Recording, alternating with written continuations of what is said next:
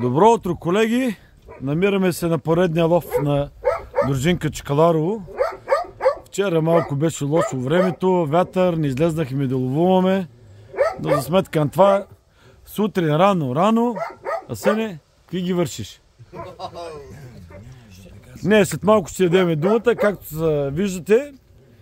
Сутрин рано, 6:00, в полза на дружинка Чакаларово. Сега само да ви кажем и предистория.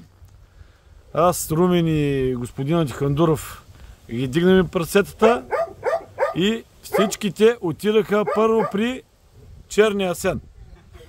Сене, кажи сега какво стана. Едно стадо. И? Едно стадо и падна на 3-4. Какво падна 3-4? Стига лъга. Ти колко удари? Ти колко удари, казвай! Колко удари? Едно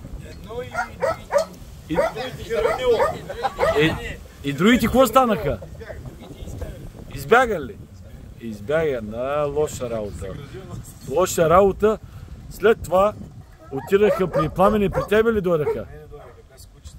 Без кучета. Много прасета. Около, да кажем, че 50 или 60 прасета вдигнахме. Колко? 5 бройки дойдам при тебе, Пламени? Стреля, рани. Стрелях рани, Вуй Димово довърши.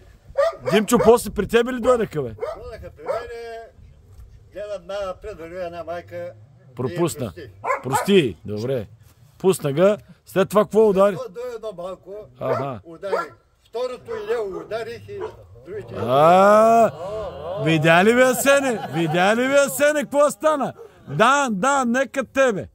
Аз сега да кажат Бори и Сашко какво направиха, че май патроните ви окапали. Сашко, какво стана? Какво правихте ви с Бори? В куче стрелях му, по-нагоре се включиха в кучета и фанаха го. Фанаха го. И? После при Бори там се появи. При Бори се появи. Бори, ти какво направи? Играме на котка и мишка. Играте на котка ми. Пау-кю. Лошо, но това е лова. Колеги, на слука се казва... Стрелбище казахме, че трябва, ама 6:0, по-добре да ги изтърва Джека, ама хубаво, че стрелят с бронекета, това е хубаво, поне около целят. Някой друг удари ли нещо? Къде отиде? Краси, ти какво направи, бе? И при мен излезна. И при тебе. И? По-стабилно Два пъти му стрелях и... Това е мъжкарът. Кой е мъжкарът? Това ли е тук мъжкарът? Това е мъжкарът, който го удари Краси. И така. Това е сутринта рано. Хубаво на слука.